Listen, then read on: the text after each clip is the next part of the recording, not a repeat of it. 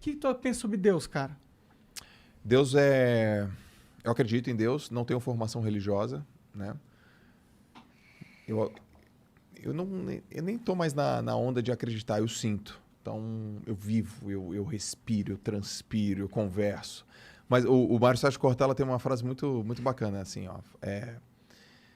Quando você fala com Deus é teologia, quando ele responde é psiquiatria. Mas eu converso com Deus todos os dias e acredito, sigo, me inspiro. Eu vim de Santos, cara, e uma vez eu tava correndo, porque foi assim, eu sempre acreditei em Deus, meu pai morreu, eu parei de acreditar em Deus. Fiquei de mal de Deus, assim, 2 anos, porra, porque... Injustiça. Injustiça. Minha mãe, quando meu pai morreu, Deus quis levar ele nessa hora. Não, mãe, não foi Deus, foi meu pai, tá? Bebia, fumava, hipertenso, diabético, um monte de coisa.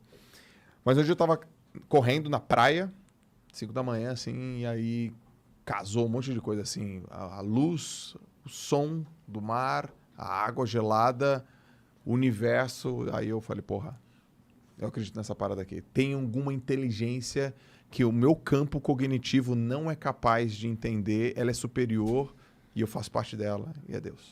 Pra mim, Deus é isso, energia. Eu gosto muito dessa análise tua, cara. Pra mim, eu penso meio que da mesma forma, entendeu? A questão de Deus não é uma questão de... existe alguém que sabe a forma com que eu devo ser na vida. Tipo, regras pra eu me agir. Claro que existem ensinamentos religiosos e tal que são interessantes. Mas o Deus, pra mim, é muito mais uma questão filosófica de entender ou de acreditar que o que a gente vive hoje não é um fim. É um meio da coisa, entendeu? E eu acho que pra mim, pelo menos, ter essa crença que eu vivo o meio agora é muito importante. Isso não significa achar que, foda-se, eu tenho uma vida e tenho outra e foda-se. Não dá importância pra essa vida, entendeu? Significa que é acreditar que a realidade é muito mais que algo finito, momentâneo, de 100 anos no máximo. Eu me recuso e eu não gosto de acreditar que tudo que há para nós, para nossa consciência, é o que existe, que a gente sabe que é. Entendeu? Mas você tem uma concepção reencarnacionista. Não necessariamente. Eu não sei se a gente reencarna. Eu só acredito muito fortemente que a nossa consciência... ela tem um propósito maior do que só ajudar a construir esta realidade, entendeu? Porque eu acredito que essa realidade, se você for parar para pensar com o que pode ser real, tanto de energia, matéria negra, matéria escura, não sei o quê, a nossa realidade é tão pequena parte do todo que eu me recuso de achar que a nossa consciência não está ligada ao resto do todo, só está ligada a essa pequena parte que a gente percebe enquanto está vivo, entendeu? Eu também não sou religioso, também acredito em Deus, mas não tenho uma religião específica. Mas pensando em termos, talvez lógicos, né? Embora a gente vá dar uma viajada boa aqui, eu tendo a acreditar que a gente deva voltar de alguma forma. Porque pensa, né? Tem muita gente que tem concepções de, você vive uma vida, viveu bem paraíso, viveu mal inferno, e é basicamente isso. Isso é quase condenar uma criança que se comportou mal no recreio à prisão perpétua. Sim, é exatamente isso. Em termos temporais. Sim. Então, como a vida não é nada mais do que uma breve pausa na antessala da morte, né, eu acho que a questão é cíclica. E aí, quando chegamos nesse tema de metaverso, eu dei uma viajada boa nisso. Porque, recentemente, eu li um livro chamado Vidas Paralelas, ou Vidas Comparadas, de um cara chamado Plutarco, que era um historiador grego, que viveu em tempos romanos, né, porque Roma dominou a Grécia, mas os gregos dominaram culturalmente os romanos. E ele sempre escrevia obras nessa coleção, onde ele comparava um grande grego e um grande romano. E eu li a obra onde ele compara Alexandre o Grande e Júlio César. E hoje eu sou agnóstico, mas eu fui espírita durante muito tempo, a minha família é espírita. Tenho seguidores, né, também, cada um de uma religião. E quando eu comecei a ler, teve um seguidor que falou, sabia que alguns espíritas kardecistas falam que tanto Alexandre quanto Júlio César quanto Napoleão eram a mesma pessoa? Eu comecei a ver, caramba, as similaridades, né? Os caras quiseram dominar o mundo conhecido, todos tiveram glória no Egito. Napoleão foi para o Egito, fazer o quê? Nada. Ele foi para lá porque a glória estava no Oriente. Napoleão dominou a França, não era francês, era da Córcega. Júlio César, romano, dominou a Gália, que era a região da França, foi para o Egito da mesma forma. Então, havia uma série de similaridades, e correlação não é causalidade, Mas eu comecei a pensar, cara, é quase como um jogador de videogame que tem um personagem, o personagem morre, ele pega outro e faz exatamente o mesmo jogo. Igual você falou pra gente. O que você faria? Eu faria coisas parecidas, né? Antes das diferentes. Então, pode ser que isso aqui seja só uma realidade entre infinitas que existem, e quando você morre aqui, você volta para uma outra, até pegar um novo avatar e voltar. Isso é uma concepção até hindu. Religiões têm isso. Platão tinha essa ideia de mundos diferentes, um mundo sensível e um mundo inteligível, entendeu? Então... Pra mim isso faz todo sentido. Por isso que eu perguntei se Deus é o programador. Por que Deus ia criar uma realidade tão injusta e cruel no ponto de, consciência, ó o que existe, ó as possibilidades. Você não vai viver todas as possibilidades do que você compreende que existe. Mas você entende que existem milhares de possibilidades possíveis de consciência que você não vai ter a capacidade de explorar. Por que Deus cria uma realidade tão injusta? Onde você conhece um potencial infinito, mas tem uma limitação infinita. Porque eu não acredito que Deus ia criar uma realidade tão cruel, entendeu? Por quê? Ele não tem essa limitação de recurso como o humano pensa, que tem recurso limitado. Deus é Deus. Deus ele pode criar uma consciência que é infinita. Por que ele escolheria... dentro de todas as realidades possíveis, a mais filha da puta de todas? Mas não quer dizer que ele escolheu a mais filha da puta. Essa pode ser uma de infinitas que existem. Mas é que o universo escolhe... entendi. Mas é que ao mesmo tempo... E existe também a possibilidade dele não existir, né? Também. Mas tem um ponto, ó. Já viram Matrix, né? O filme? Claro. No Matrix, inclusive o Neo no Matrix trabalha na Metacorp. Né? É um ponto interessante. No Matrix tem uma hora que ele vai começando a descobrir como é que funcionava e falam pra ele que havia uma realidade que era perfeita. Mas as pessoas não aceitavam aquilo, simplesmente. Então, talvez o homem precise de um pouco, né? Não digo muito, mas alguma coisa de adversidade. Só que se isso é só um jogo, que tipo de jogo é legal? O jogo onde você tem recurso infinito ou o jogo onde você tem que dar duro para evoluir seu personagem? É difícil. Sim. Pois é, então dá para viajar o dia todo. Mas eu queria terminar essa parte aqui com um argumento do Elon Musk. O Elon Musk ele sempre fala, devemos viver em uma simulação. E eu li um livro que tinha um prefácio, uma parte escrita por ele, o Bill Gates recomendava, chamado Superinteligência, que eu peguei o macete do livro aí com o Joel, né? Vi o Joel lendo, eu falei, miserável, vai desenvolver uma superinteligência, eu vou fazer a mesma coisa. Aí peguei o livro, só que o livro é escrito por um filósofo sueco chamado Nick Bostrom, e ele começa a ter ideias em cima da seguinte concepção, que você falou aqui no episódio. Uma hora você vai ter algoritmos mega inteligentes desenvolvendo outros algoritmos melhor do que o melhor humano. Ele falava que nessa hora nós chegaríamos numa singularidade, uma inteligência suprema, absoluta. A gente estaria criando, através de um programa... Um Deus. Um Deus. E talvez esse Deus olhasse pra gente e não visse tanta utilidade assim no ser humano. Então ele falava, como se proteger desse poder supremo? Aí o que ele dizia, uma das vertentes, coloque essa inteligência suprema dentro de um mundo à parte. E como ele é muito inteligente, cubra com outras camadas de realidade até que ela nunca consiga chegar na nossa realidade. Aí ele chega na hipótese da simulação e diz o seguinte, mas se já existiu uma única sociedade no universo, pode ter tido muito mais, que chegaram a esse ponto tecnológico de poder fazer isso. E aí você tem a criação de infinitas realidades e nós vivemos em uma apenas. Qual é a chance de que a nossa realidade seja realidade de fato e não uma simulação de uma outra realidade? A chance é de 1 dividido por um número que é infinito, não para de crescer. Então, a chance que isso aqui seja o plano real e único, nessa hipótese, é 0. Tende a 0. Entendeu? É bem pequeno. É ridiculamente pequeno. Eu tendo a concordar com essa visão. O que vocês acham? Passa a maconha pro Thiago e ele vai dar a opinião. Caralho, a cara do primo tá... primo já tá no Japão, já. A minha visão é muito diferente da do Thiago quanto a isso. O Thiago, ele parece ser bem realista, talvez. Bem cético? Um cara sem crenças, assim. Sim, cara. Eu sinto que você... Eu sinto que... Eu vejo nos seus olhos que você tem uma dúvida forte sobre a vida nesse sentido. E que isso te corrói por dentro de certa forma. Caralho, o cara agora é psicólogo. Fala mais. Mãe de Ná. Mas isso manda profecia. Isso é meio que uma obviedade, na real. Porque essa questão do porquê nós estamos vivos e para onde nós vamos, se vamos para algum lugar, é algo que corrói a alma de qualquer pessoa que tenta pensar sobre por que ela está viva ou sobre o que está acontecendo, entendeu?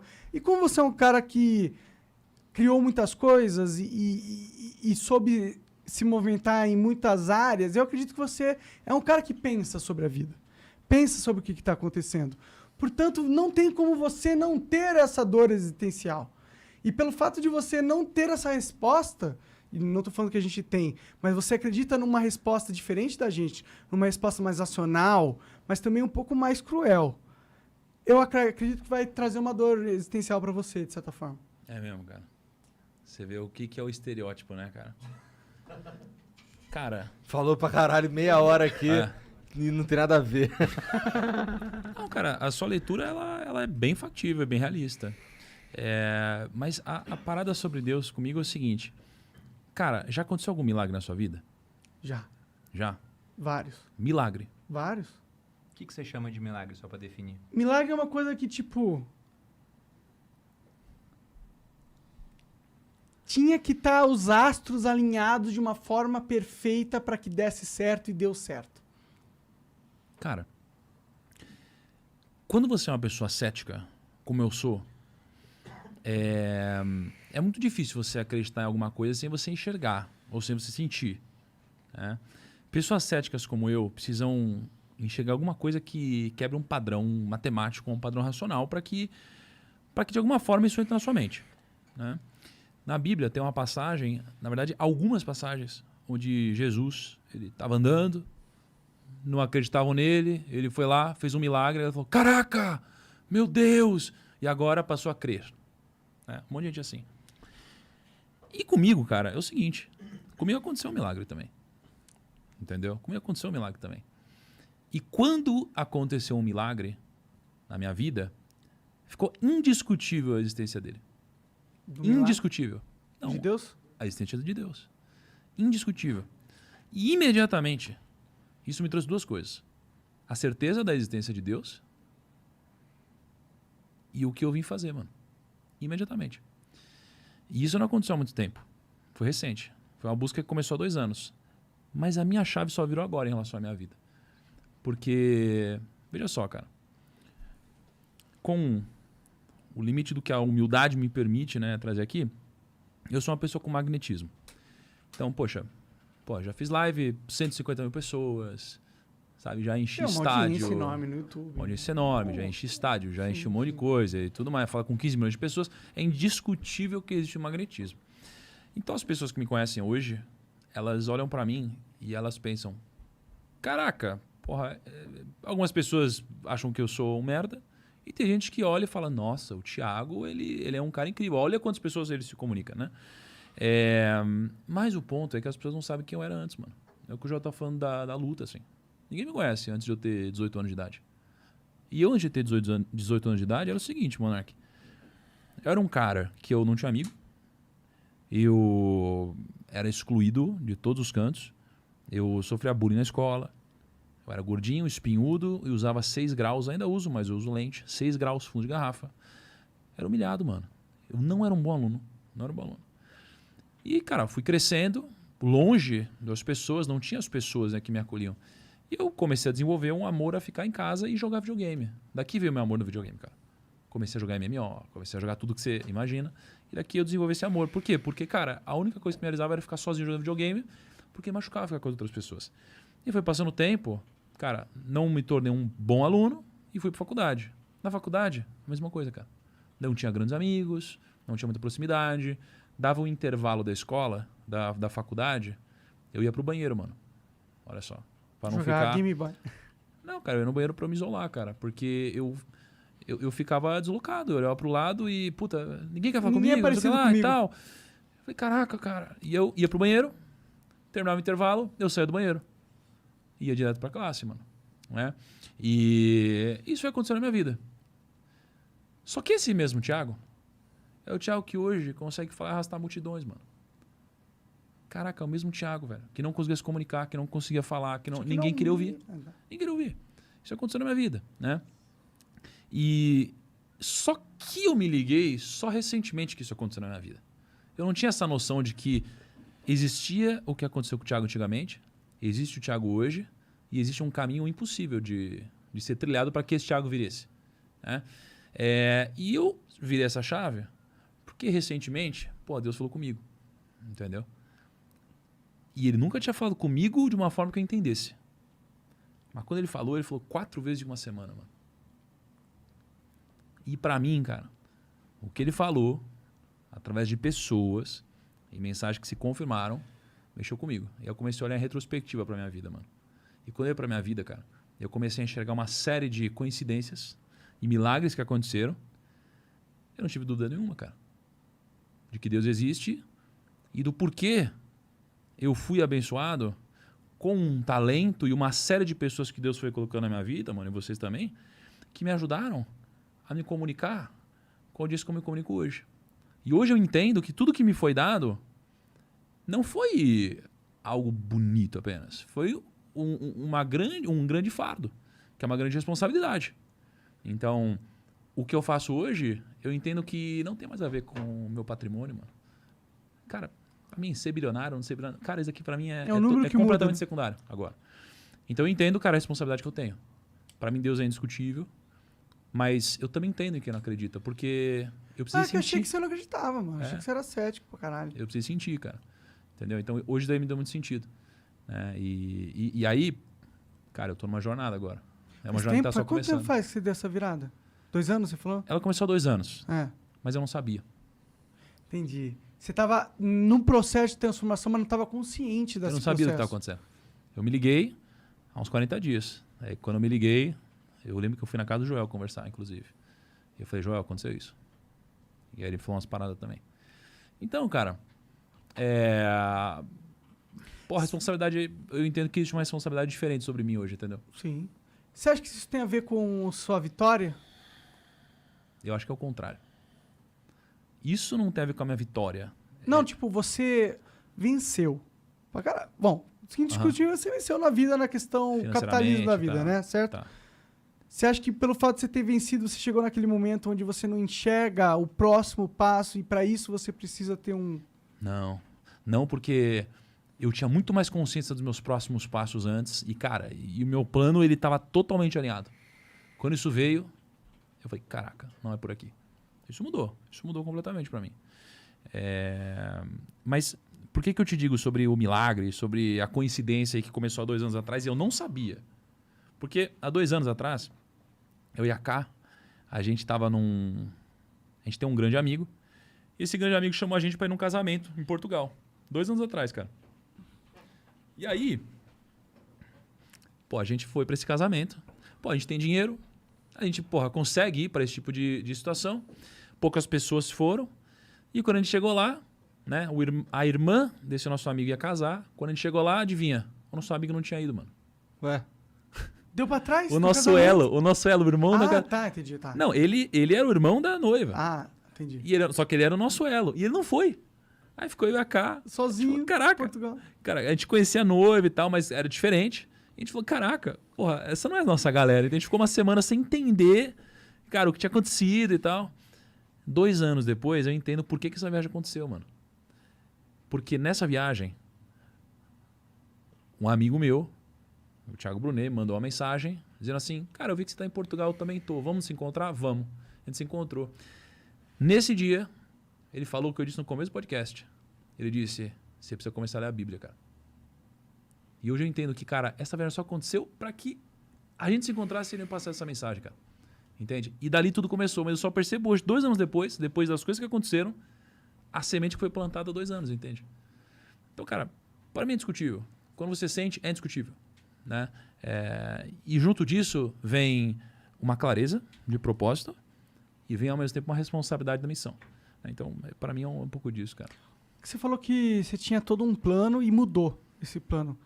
Você consegue me dizer exatamente o que exatamente mudou para você depois que você teve essa conexão? Eu tinha um plano mais capitalista e entendi que aquele papo da felicidade sempre está onde você não está, né? Eu entendi que a felicidade está onde eu estou e que meu plano não era mais um plano apenas capitalista. Eu entendi que o plano capitalista era importante para que eu conseguisse trazer pessoas que admiravam também meu sucesso, né? E para entregar mensagens para essas pessoas. Né? Mensagens sobre negócio, mensagens sobre finanças, mensagens sobre mentalidade. É um manutalismo. E outras mensagens. Quê? Desculpa, eu tô bêbado. Humanutalismo. Capitalismo, manutalismo. Caralho. Entendeu? Desculpa.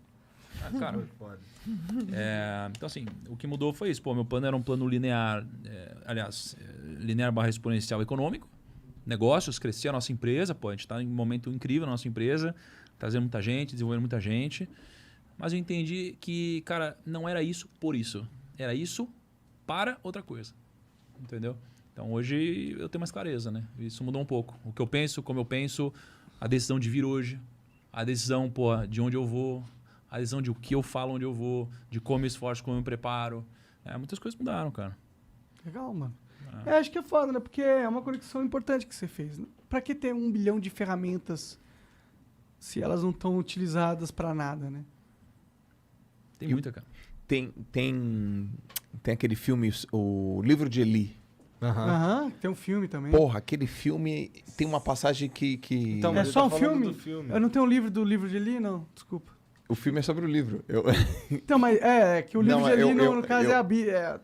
É a Bíblia. Desculpa pelo spoiler aí, foi mal. Não, é que pô, É antigo já esse filme. pô. o filme retrata uma mensagem incrível, né? O mundo acabou, teve, sei lá, o apocalipse, o cara tá andando, o Denzel Washington tá andando há 30 anos no Oeste, e aí tem um monte de cara querendo saqueadores, sei lá, qual que seria o nome deles, e eles estão à procura do livro. Que o cara no livro, no próprio filme, ele fala assim, uma arma de guerra, né? Pô, eu tenho que achar esse livro porque é uma arma de guerra. Bom, depois de um tempão, procurando o livro, eles encontram o livro que está com Denzel Washington e ele tinha uma, vamos dizer assim, uma escrava que era cega e ele maltratava a escrava, né? E quando ele encontra o livro de Eli, que é a Bíblia, ela está em braille e ele não consegue ler. Qual que é, acho que é a grande mensagem? De que adianta você ter a ferramenta se você não sabe pilotar a ferramenta, se você não sabe o idioma? Acho que é um pouco do que o Thiago falou, né, cara? Então a ferramenta estava aqui, mas a gente não tinha a sensibilidade para ele. Eu falei a gente, né, agora, né? A gente não tinha sensibilidade para usar. Velho, aconteceu comigo idêntico, velho. Idêntico da sensação. Uma vez eu estava dando um treino e eu tive uma vontade de começar a falar algumas coisas no meu treinamento. As pessoas começaram a chorar. E a palavra ia fluida. E eu tava falando de coisas importantes, família. Cara, cuida da tua família. Pô, é importante pra caramba. Porra, você é único. Eu fui falando coisas e eu olhei pro cenário e as pessoas foram destravando, chorando, sei lá o quê. E foi inquestionável, cara, que eu tava... Eu vou falar de um jeito que é o melhor jeito que eu sei falar, tá? Que eu não estava sozinho. Foi inquestionável, cara. Inquestionável. Eu não fiquei gago, a palavra foi reta, a mensagem foi direta. Tudo se alinhou. Cara, eu não teria a manha sozinho daquilo. Eu fui falando, eu falei pouco tempo, sei lá, falei 5 minutos, cara. E eu falei, cara, tem alguma coisa, tá rolando aqui, cara. Então eu não sou a mensagem, eu sou o mensageiro, então eu sou um instrumento. Naquele dia, que tem uns... 40? Não, tem algum... Porra, não sei quanto tempo tem isso exatamente. E eu falei, velho... Tem uma habilidade, ou foi me dado uma habilidade, eu tenho que usar e com muita responsabilidade, velho. Porque o que a gente fala e onde a gente fala e do jeito que a gente fala é capaz, sim, de fazer uma pessoa tomar uma decisão, velho. E ao tomar uma decisão, a pessoa simplesmente muda a direção da vida dela. Sim. Então a gente tem que ser muito responsável, cara. E aí tem uma parada, né? Que... Pô, a gente tava falando agora há pouco sobre vozes, né? Tipo, nossa cabeça, como a gente pensa, o que a gente ouve, decisões e tal. E, cara, imagina assim, ó. Você nunca ouviu alguma voz. Você não vai identificar na multidão, cara. Mas, pô, se o seu filho grita no meio de 100 pessoas, você vai olhar e falar, caraca, peraí, meu filho, cadê ele? Você vai ouvir ele. Porque é seu filho, mano. Né? Você já ouviu ele chorando, você já ouviu ele gritando. Você sabe quem é seu filho. Cara, você vai discernir. A voz de Deus é igual, cara. Entendeu? Então, assim, uma vez que você ouve, porra, você sabe qual é, mano. Então, dentre todas as vozes que tem na sua cabeça, nem que seja uma invenção da minha, cara, existe uma voz aqui dentro que eu sei qual é, entendeu? E é a voz que me guia, mano. Então, pô, por que eu tô falando isso agora? Eu tinha decidido que eu não ia falar sobre isso hoje. Achei que não era o momento. Mas, cara, falei, mano. E de alguma forma eu tenho certeza que uma pessoa que está assistindo a gente aqui, tá olhando isso falando, caraca, isso foi importante para mim, sabe? Hoje, Porra, o Gaules foi lá, a gente gravou um podcast com o Gaules contou o momento de, cara, quando ele tinha decidido que ia se matar, aí subiu no parapeito, vou pular, tocou o interfone. Para, né, mano? Para, cara. E depois disso que aconteceu, logo depois disso, ele virou o Gaules que te conhece. Não antes disso, depois disso.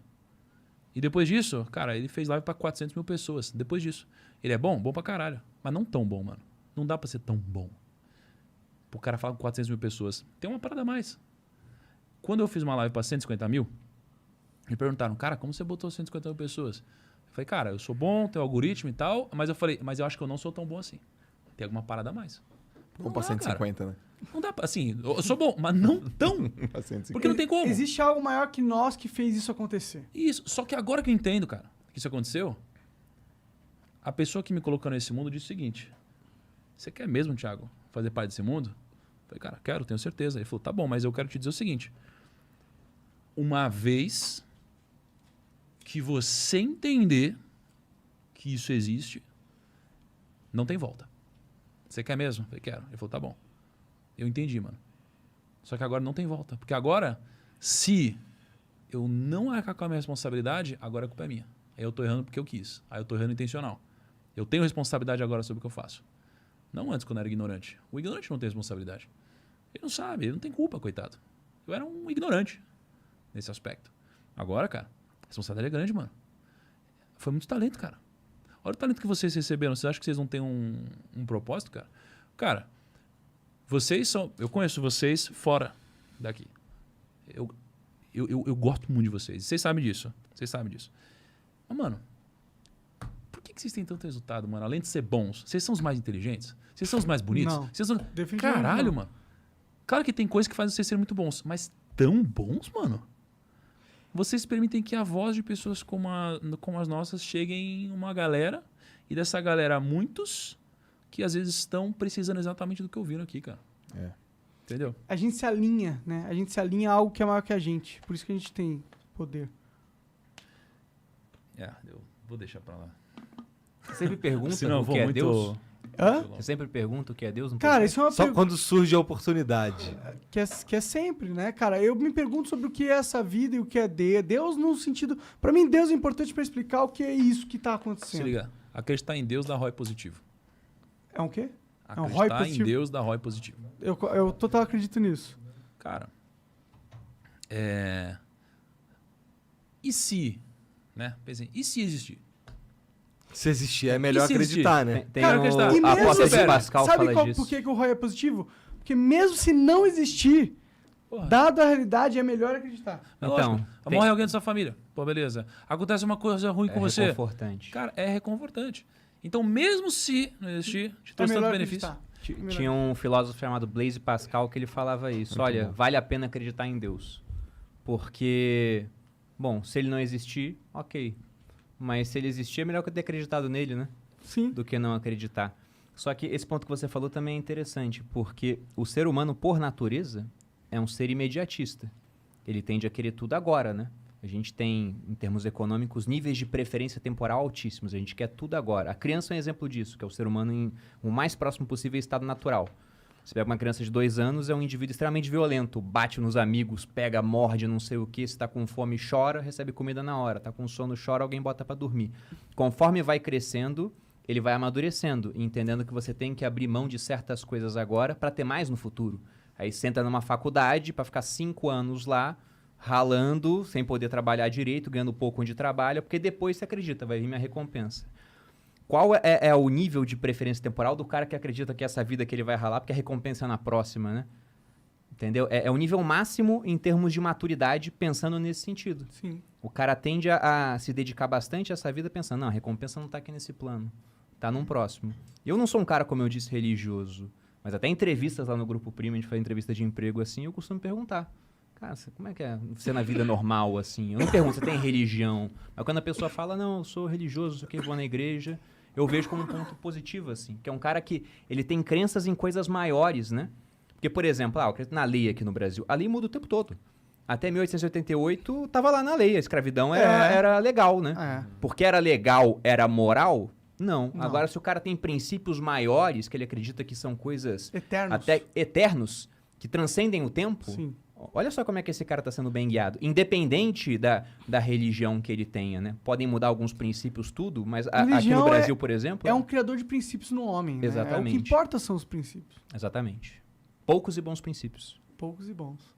Porque toda regra inteligente é curta, né? Exatamente.